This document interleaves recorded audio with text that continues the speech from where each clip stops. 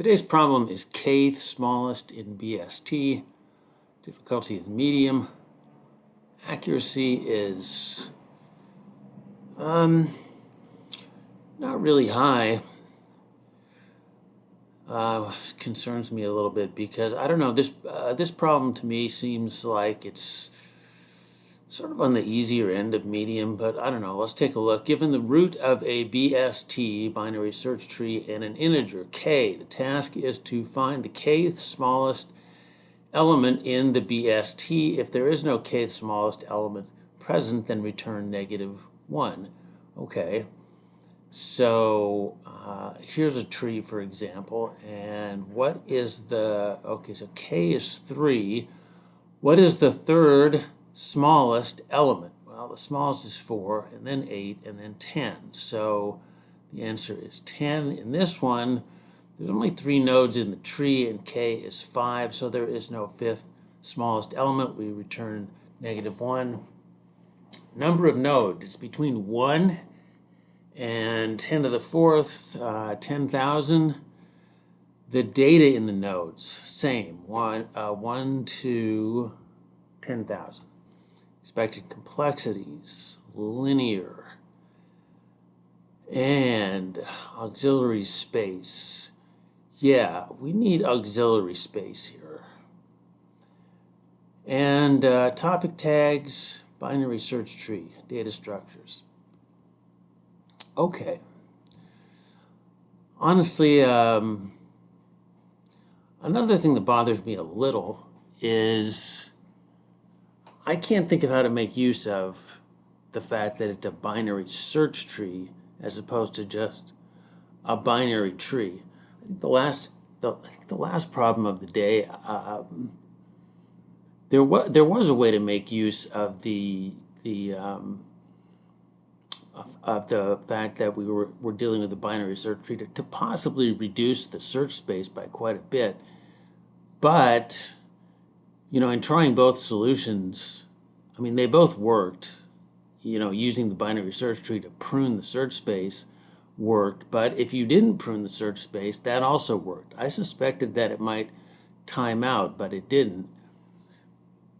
This one, I don't know. I don't know how to use the binary search tree information. But anyway, let's take a look. What do we need here? We need a queue. All right, let me get a pen here.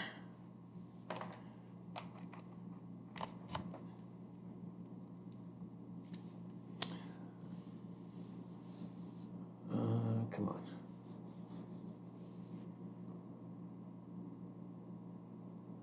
Oh, wait a minute. I think I got it now.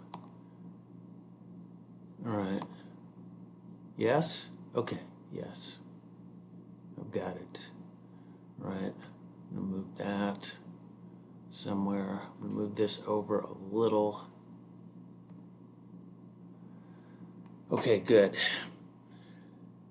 So here's our main, this is our main method here, kth smallest.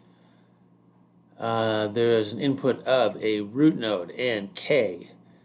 I'm going to put k in a class variable.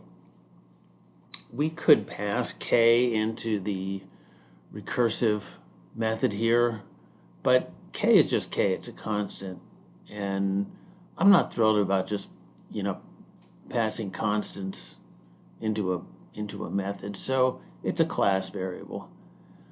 Max heap is also a class variable. We're going to call add to heap. That is going to recursively process the tree, put everything in, well, not everything.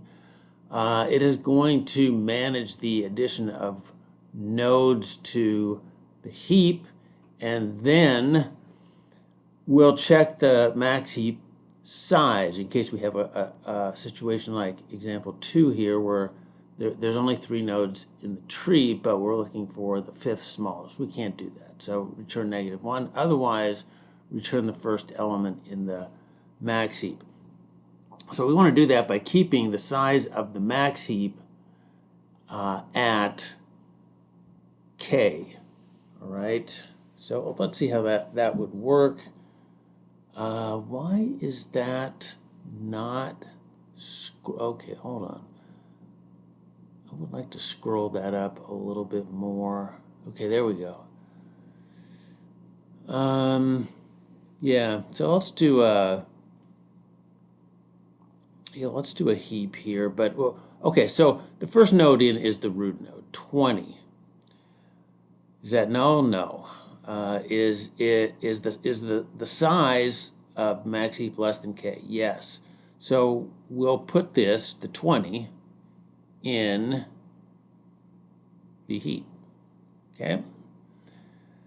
And then add to heap using the left subtree. So that's the 8. 8. No. Is the heap size less than k? Yes. So 8 will go in here. And again, this is a max heap. So the values are going to be in descending order. Okay. Next, add to heap root left. All right, so that would take us to the 4. Is the root, is that null? No. Is the size less than k? Yes. So we'll put it in here. 4. And add to heap root left. There is no root left of 4. Well, but we call it anyway. It just comes in as null and then returns, and then we'll do add to heap root right. That's also null, and then it returns. So we are now done with root left on the 8 node. Okay, now we're going to add to heap with the right subtree of 8. That would be the 12. All right, is the size less than k? No. Well, in that case, what we want here is we want to add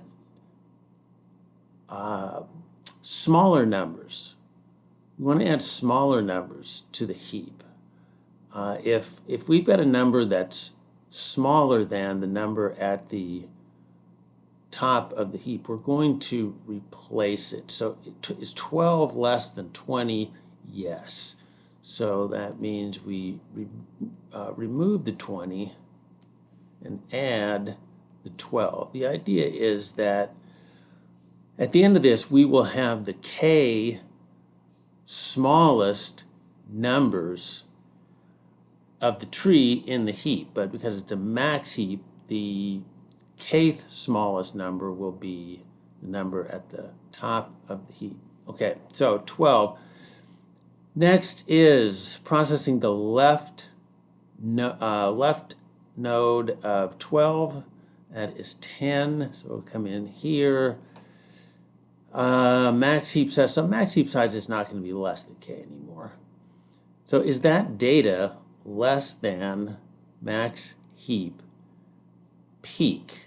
And it is. So we'll take this out and we'll put the 10. All right. At this point, we're really done for the sake of an example, because we will process the rest of these nodes. I mean, we'll process the well, let's see, the 20. We already processed the 20 actually.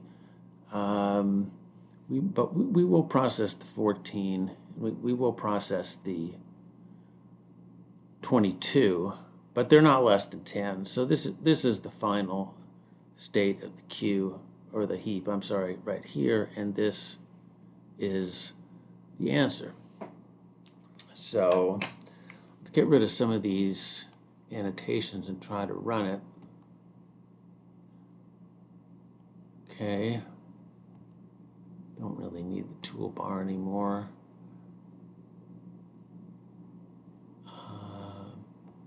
Scoot that over.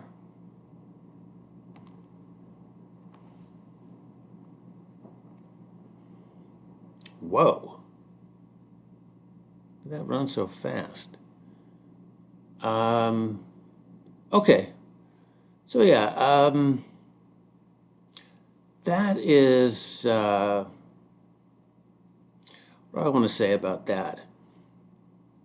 It's a pretty, I'd say it's a pretty obvious use of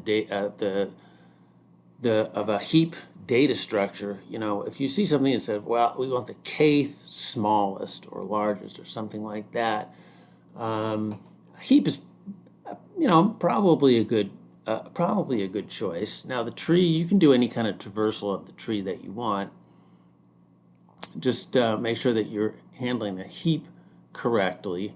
K smallest means we want a max heap. Limit the size to K, and by the time you're done, the Kth smallest element will be on the top of the heap. So, let's see. Okay, yeah. So go ahead and smash the like button on the video, subscribe to the channel, and we'll see you next time.